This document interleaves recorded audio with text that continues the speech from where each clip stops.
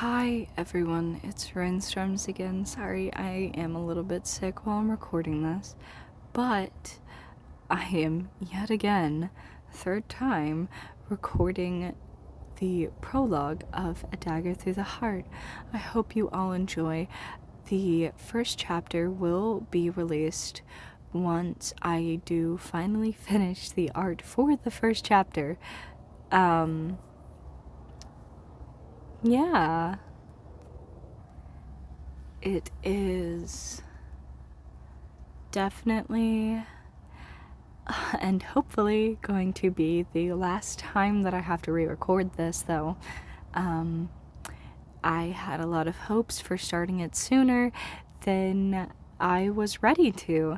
I had so much editing to do. I think now I'm finally content with how it is, and if there are any future changes, just know everything will be re-uploaded along with the paperback version of my book. It'll be a bit since it's like 20 or so chapters that I want to release monthly, so you gotta wait 20 months. Really though, I do want to release monthly, so if that is not your cup of tea, come back in about 25 months. Then we should be done. I'm not sure exactly how long it is going to be, but about 20 at least. It was originally only intended to be 10, but I realized that gave not a lot of room for any story, really. There's not a lot you can unfold within 10 chapters without them being insanely long. Anyway, right on to the prologue. I will be probably adding more notes because I have a lot to say about this project.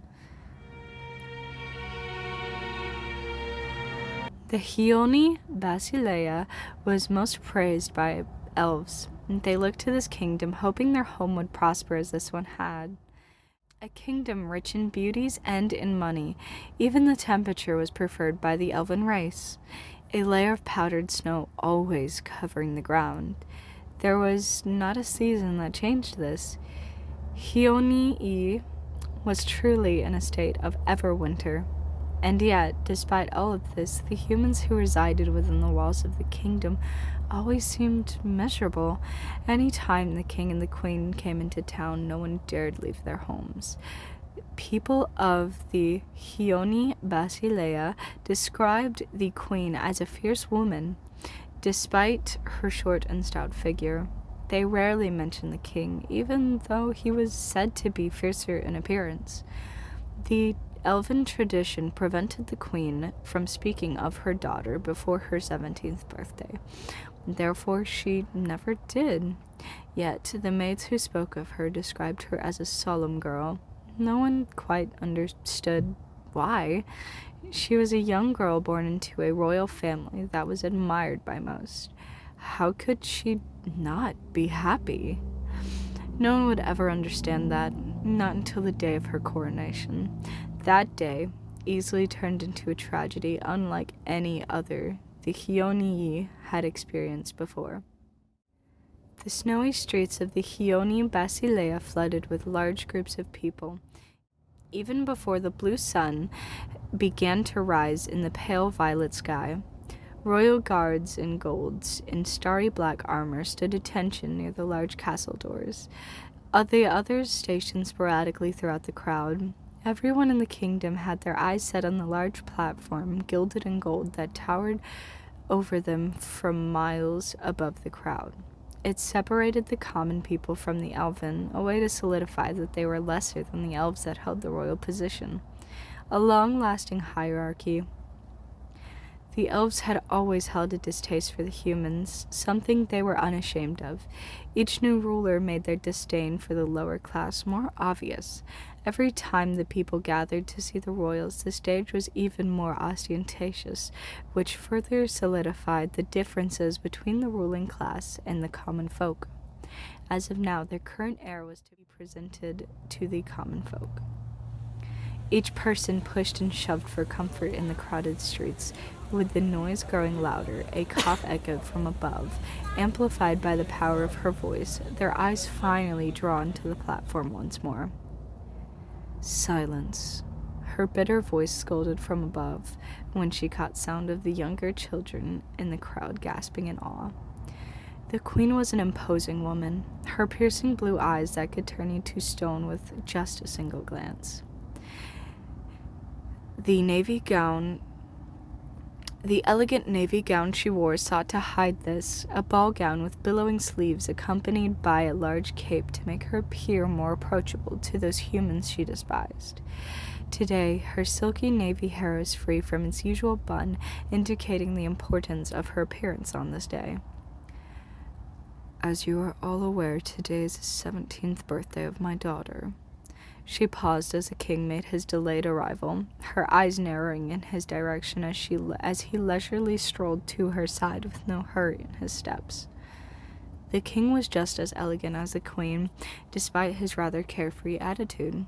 His slim and angled figure was hugged by his white tailcoat, a gold trim clinging to the outsides of the fabric. His white pants were snug around his thighs, billowing as the fabric met his heeled boots. His hair was pure white, just like the snow that embraced the kingdom. It was an illusion, one to make him something that the humans would fawn over. He held his gloved hand above the queen's ear, and the crowd watched. And it seems a few members grew curious about the exchange. The queen was panicked at the words, but soon that panic gave way to the malice she often directed at unruly humans. A muffled scream came from behind the curtains, followed by a young girl's sobs. The crowd was quick to break their obedient silence, beginning to mutter questions to one another, filling the previous silent streets with noise that the queen hated. Just as her mouth opened to once again scold the crowd, a deafening noise echoed through the already noisy plaza. Her voice was drawn out by the noise of the crowd yelling and evacuating the area. The guards that did not flee frantically tried to calm the groups, but no one knew where the noise was from. Nor did they have time to process. It all happened so fast. The kingdom had been thrown into complete chaos. The kingdom was in disarray, but one person remained in her original place. Even as the maids panicked, she sat on the cold stone ground. A short ginger maid tried her best to pull the princess up from the ground. However, when blue blood covered her pale hand, she screamed in fear, running as fast as she could away from the scene. "It hurts. It hurts." The young girl gripped her bloody eye, rocking herself back and forth. The frosty-haired girl removed her hand from her eyes, her sobbing increasing volume when her vision remained black in one eye, bloody tears streaming down her face as she tried to feel her way to her parents' cooling bodies. "Mother," she howled as she frantically grasped onto her mother's sleeve. Her heart dropped when her pale hand was covered with blood. "Mom, no, please."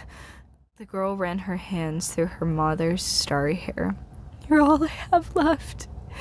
The princess's other hand reached out for her father's.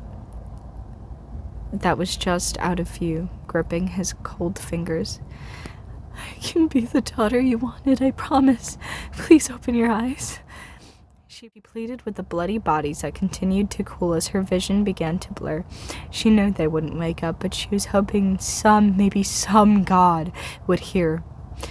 She slowly descended upon her mother's corpse, gripping at her dress in hopes to cling onto her last remaining warmth. Little did she know that despite all of her mourning, this was the beginning of a new era for the humans, the beginning of a hope, a time that they would remember for the rest of history. Hi, really quickly, I totally didn't even think to mention the artist of this chapter's art will be Their accounts will be credited in the description. They are wonderful. You should really go check them out if you have the time. They make a comic called Paracosum. They said they aren't sure, like, it doesn't have any canonical pronunciation, so Paracosum, or whatever you want to pronounce it as. It's really good. They're also making a Roblox game, and I think that is so cool, especially for their age. Anyway, please check them out. And now on to my notes at the end. Okay, so that was the prologue. I do believe I stuttered quite a bit through that, so that editing may be odd, but I think that it is so much better than before. I think that there's so many improvements that I made with everything. I do I can't promise you that my voice acting is the best. I have always wanted to get into voice excuse me. I have always wanted to get into voice acting, but as you can see, I'm not really good when put on the spot. Most of that voice acting will probably be left in until further notice. I, throughout the next chapters, will have other voice actors. It's just this one, I decided that I would probably do the characters' voices the best. With my knowledge of the characters' personalities and their personalities, at least with Themos' mother, I know that she is not a character that will be known very well because her story is going to be seen through the eyes of Themos and none of the other characters, so no one will see past what she did to Themos whenever he was a child. Oh, I should specify, hi, if you don't know, this is a book about my transgender OC. Throughout this, he is referred to as a woman. Please never in the future refer to him as a woman. He is Themos. He will always be Themos. He is only feminine presenting through this episode because it is telling his story pre-transition, pretty much. Even though you only get a glimpse of him pre-transition. Yeah, it's definitely something. I just hope that everyone enjoys it. Hopefully my editing will do me justice, because I want to add like sound effects. I'm recording this pre-editing. Yeah. Welcome everyone who's new. This is going to be quite the adventure. Buckle up.